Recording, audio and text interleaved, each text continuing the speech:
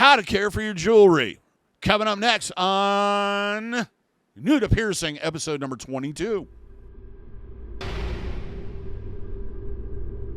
For those who are new here, my name is DaVo. I'm a professional body piercer and have been since 1994. I own and operate the Axiom Body Piercing studio located right here in Des Moines, Iowa, inside Skin Kitchen Tattoo. I hope you're enjoying the videos here on the Body Piercing and Tattooing channel.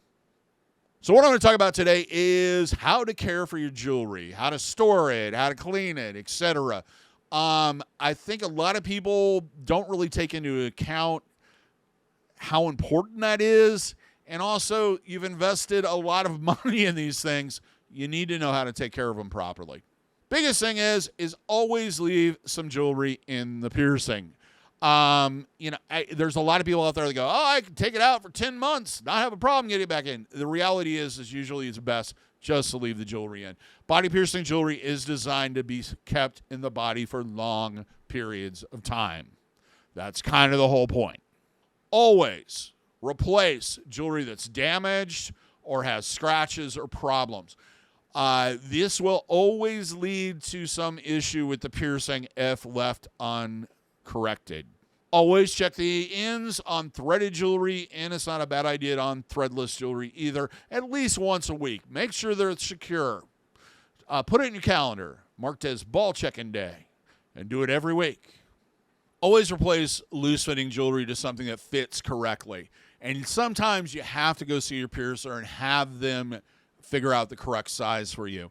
And if you're unsure about the size or can't remember what it is, have them write it down for you. Avoid low-quality jewelry. There's no way around it.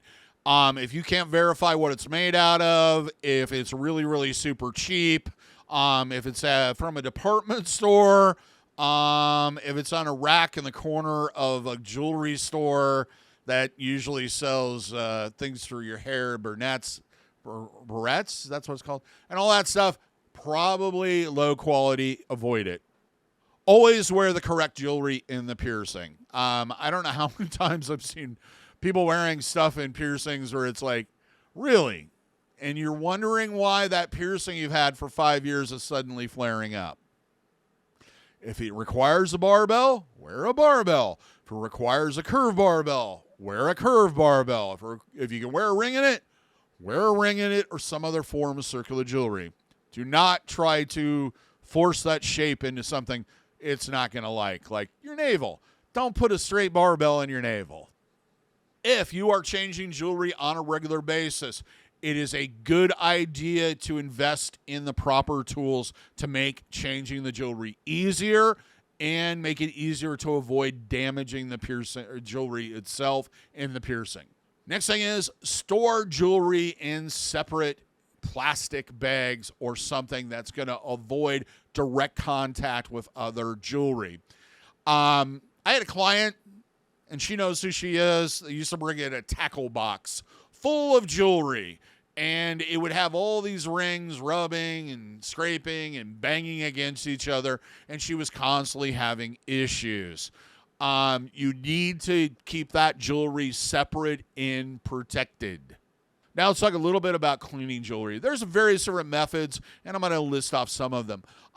Soapy water. Basically, soak them in soapy water, a little bit of mild dish soap, warm water for about 5 to 10 minutes. Then use a toothbrush or a water pick to clean out like the little tight crevices and so forth to get everything out of there. And then dry with either a soft towel or a paper towel. Next method is ultrasonic cleaner. This is not advised for low-quality jewelry. Generally, low-quality jewelry, if you put it under any type of pressure, will start falling apart, especially gem settings, because they just glue them in there. Now, with this, distilled water, small amount of mild dish soap, run the cycle, rinse under running water, make sure you rinse it off well, and then dry it basically the same way with either a soft towel or a clean paper towel. Next one is good old-fashioned sterilization. First off, we're going to clean it using one of the two methods above, if not both. Once that's done, then we're going to put it in something that looks kind of like this. It's a sterilization pouch designed to withstand the pressure used in an autoclave in the heat, and also once it's airtight. So there's also indicators on here that change when that process has been done, when the jewelry is sterilized. So once it's in there, we'll run the cycle on the autoclave, wait for it to dry, and then you're good to go.